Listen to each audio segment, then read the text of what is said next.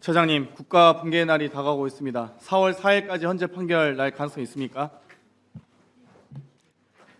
재판부에서 지금 심리 중에 있고 지금 그 선고를 지금 엄청난 경제적, 외교적, 또 전 국민적 손실이 있는 건 잘 알고 계시죠? 아주 한가하게 그렇게 지금 선고를 미룰 때가 아닙니다. 그렇지 않습니까? 전 국민이 고통받고 있지 않습니까? 전 기업인들이 다 고통받고 있습니다. 소상공인과 자영업자, 중소기업, 직장인들 다 고통받고 있습니다. 그렇지 않습니까? 헌재 지금 한가합니까? 전 국가적 지금 관심사가 주요 사안 아닌가요? 맞습니까? 그건 동의하시죠? 예, 그렇습니다. 저는 지금 줄 내란 사태라고 좀 지적하고 싶은데요. 1차 내란을 윤석열, 김용현 내란 수괴들이 벌였고 2차 내란을 한덕수, 최상목 대행이 벌였고 3차 내란을 행여나 헌법소기관인 헌법재판소가 헌법재판관들에 의해서 하는 게 아닌가라는 깊은 우려를 가지고 있습니다. 지금 윤석열 내란 수괴에 대한 헌재 탄핵 심판이 법리적으로 어려운 게 아닙니다. 그렇지 않습니까? 국회에 군이 진입했습니다. 국가 기물이 헌법기관의 기물을 파손하고 진입했습니다. 의사장에 있는 의원들을 끌어내려고 지시했습니다. 내란 수괴가. 그러면 당연히 헌정질서 소의지가 없음을 입증한 겁니다. 그렇기 때문에 윤석열은 파면돼야 함이 마땅합니다. 그렇지 않습니까? 거기에 대한 의견 못 주시겠죠? 박근혜 탄핵심판 선고는 11일 걸렸습니다. 노무현 대통령에 대한 탄핵심판 선고는 14일 걸렸습니다. 지금 윤석열 내란 수괴 탄핵심판 선고 34일째입니다. 어렵습니까, 법리가? 탄핵소추안 가결 이후에 박근혜 탄핵심판은 91일 걸렸습니다. 노무현 대통령에 대한 탄핵심판 선고는 63일 걸렸습니다. 지금 107일까지 이렇게까지 걸릴 일입니까? 최소한 많은 분들이 법조인들이나 이 헌법학자분들이 아마 노무현 대통령보다 조금 더 길어질 수 있지만 박근혜 대통령 탄핵심판보다는 더 걸리진 않을 거다. 법리적 논쟁, 쟁점 사안이 경미하다. 오히려 그 정도 복잡하지 않다라는 이야기를 했습니다. 그런데 왜 이렇게 지연되는 것입니까? 헌법재판관들이 국가 이익을 위해서 노력해야지, 헌정질서 소홀을 위해서 노력해야지 개인의 입심양면이나 개인의 이익을 위해서, 일신을 위해서 노력하면 안 되지 않습니까? 그러면 헌법재판관들마저도 직무유기와 직권남용의 대상이 되지 않겠습니까? 그건 동의하시나요? 헌법재판관들도 직권남용과 직무유기의 대상은 되죠? 재판부에서 지금 최선을 다해서 네네, 최선 다하셔야 되는데 너무 늦습니다. 이제는 변명의 여지가 없습니다. 이제 3월도 넘어가고 4월까지 넘어가는 탄핵 심판이 어디 있습니까? 그러면 이완규 법제처장의 발언 좀 여쭤보고 싶은데, 헌재 결정을 반드시 따를 필요 없고 시한도 정해진 것 없다. 이 발언에 대해서 어떻게 생각하세요? 헌재 입장은 있습니까? 일국의 법제처장이 헌재 결정을 따를 필요도 없고 시한도 정해진 게 없답니다. 어떻게 생각하십니까? 저희 결정 취지대로 이해해 주시면 좋을 것 같고요.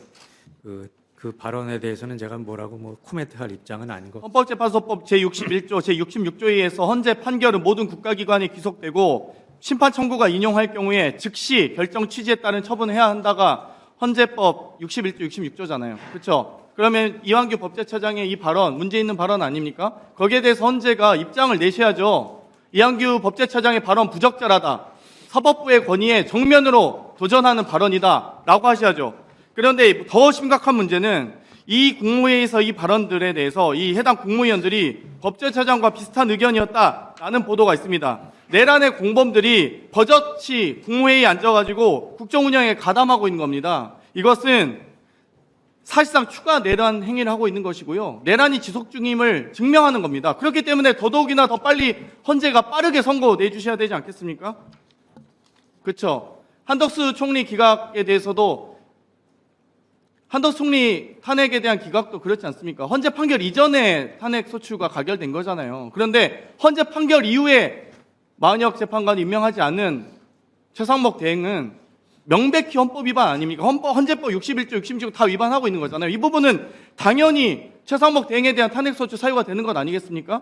헌재 판결 이후에도 무시하는데, 헌재를, 헌법소기관인 헌재를 무시하는데 지금 이걸 왜 헌재가 아무 입장이 없습니까?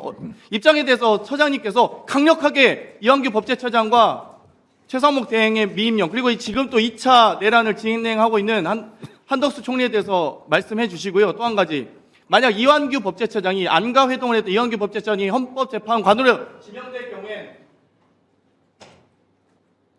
내란의 공범 당사자가 헌법재판관이 될 수도 있는 것 아니겠습니까? 그러면 그 부분에 대해서도 부적절한 임명권의 행사라고 생각하는데 거기에 대해서 사무처장님 답변해 주십시오.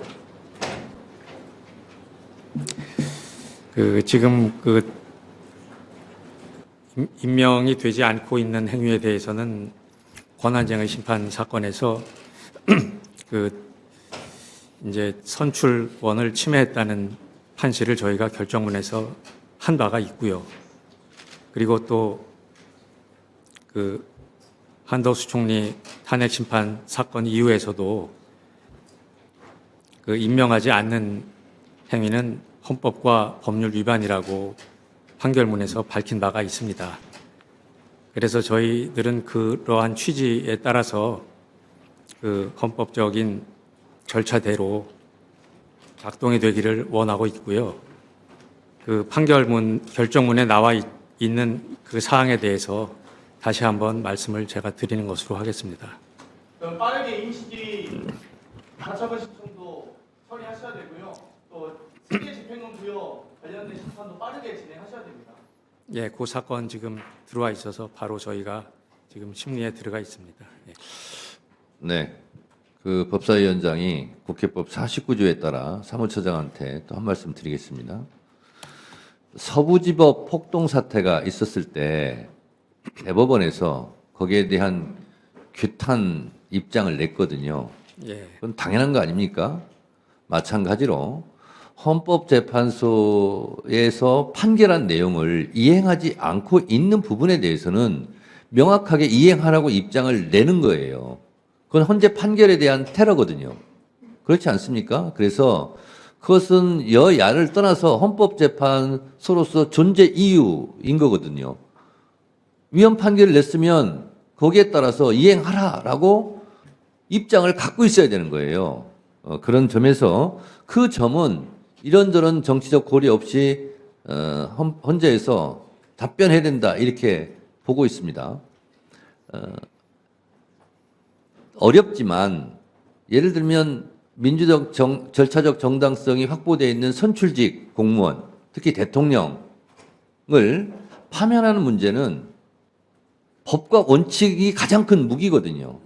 그래서 정치적으로 헌재 재판관들이 흔들리면 안 된다 하는 것이 헌법학자들의 의견 주장 아닙니까? 마찬가지로 헌법재판소는 누가 뭐라 해도 헌법재판소에서 위헌 판결을 했다, 어떤 판결을 했다, 그걸 지키지 않고 있다.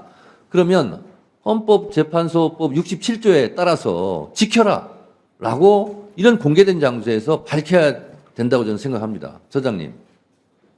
그렇지 않습니까? 위원장님 말씀 제가 이해를 하겠습니다. 네. 민감한 부분은 예. 답변하기 곤란한 부분은 그렇다 할지라도 적어도 헌재에 대해서 뭐 공격하거나 헌재에 대한 판결에 대한 테러나 아니면 이런 부분에 대해서는 명확하게 그것은 해 주시는 것이 그건 헌재의 존재 이유고 당연한 일이라고 생각합니다. 헌재 결정에 잘 따라달라는 말씀 좀 하셔야 처장님께서 이 자리에서 국회 법사위에 참석하셨으면 출석을 하셨으면 헌재 결정을 존중해 주십시오라는 말씀을 왜 못하십니까? 자, 장경태 의원은 질의 잘 하셨고요.